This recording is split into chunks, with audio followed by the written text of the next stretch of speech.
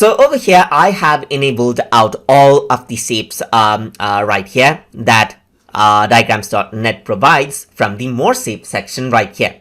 So now if you want to search for a particular shape and you don't know where to look, then you can also go around over here onto the search shape section.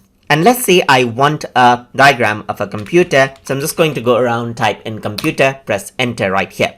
And related diagrams pop up, as you can see right here. So there's a computer. So let me just go around and then resize this, and let me bring in another computer over here as well. So you can see all of the computer related diagrams pop up. So now let's say I want something like a wire. So I'm just going to go around and say wire, press enter, and you can see that there's the wire data right here. So not all of the diagrams pop up. It only pops up if it is there, but you can see that this is close.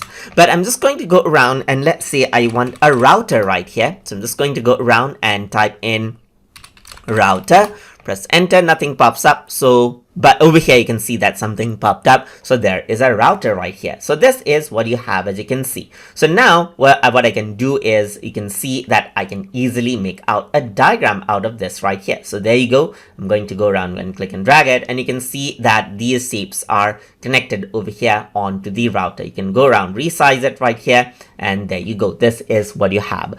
And that is how you can go around, as you can see, just like this, and then utilize out the diagram option right here, and then access out different shapes easily, as you can see, just like that.